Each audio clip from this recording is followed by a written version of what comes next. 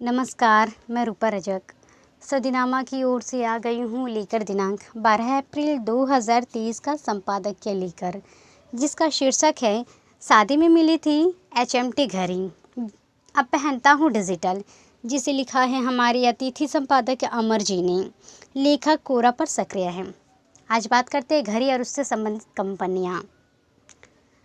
पहले भारत में केवल एकमात्र HMT ही कंपनियाँ थीं, परंतु अब धीरे धीरे बढ़ता गया। घड़ी चूँकि समय का सूचक होता है, कंपनियां नए नए निकले, टाटा, सोनाटा आदि, परंतु HMT भारत की पहली किसी समय की कंपनी थी। परंतु इसका जिद है कि ये सिर्फ चाबी भरने वाले ही घड़ियां बनाती हैं। और जानते हैं इस संबंध में आगे क्या कहते हैं हमारे संपादक महोदय। किसी समय HMT घड़ी भारत का वक्त बताती थी। भारत की एकमात्र घड़ी कंपनी थी। भारत सरकार का उपक्रम थे। कभी इसकी घड़ी लेने के लिए सालों की वेटिंग होती थी। इस कंपनी के पास भारत के सर्वश्रेष्ठ डिज़ाइनर थे और इंजीनियर थे। बस नहीं था तो इच्छा शक्ति, समय के साथ चलने की, ग्राहकों को भगवान मानने की।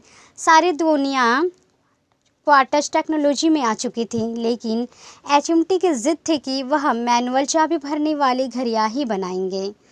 उसमें भी डिमांड सप्लाई का गैप इतना कि ग्राहकों को सालों इंतज़ार करना पड़ता था, रिश्वत देनी पड़ती थी।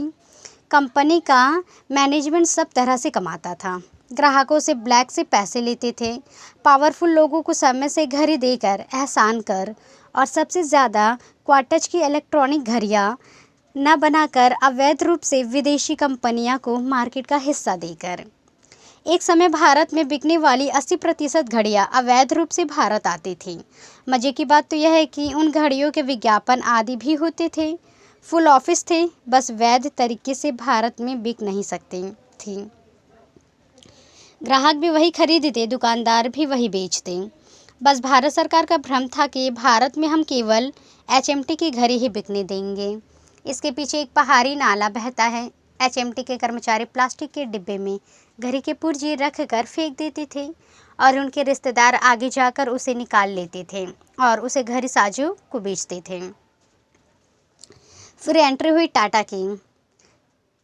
टाइटन कंपनी आई। उन्होंने डिज़ाइन किया कि वह केवल इलेक्ट्रॉनिक घड़ी बनाएंगे। HMT के पास उनके मुकाबले की रणनीति यह कि हम सरकारी हैं, सरकार से बोल किसी प्राइवेट कंपनी को ना आने देंगे। पर टाटा के इतने हल्के न थे। टाइटन ने HMT से ही रिटायर्ड अधिकारी इंजीनियर लिए और 50 साल पुरानी कंपनी HMT ने केवल 1 साल के अंदर अपनी बादशाहत खो दी और टाइटन नंबर 1 कंपनी हो गई। बस 3 सालों के अंदर HMT की घड़ी भारत में कोई मुफ्त खरीदने वाला न बचा।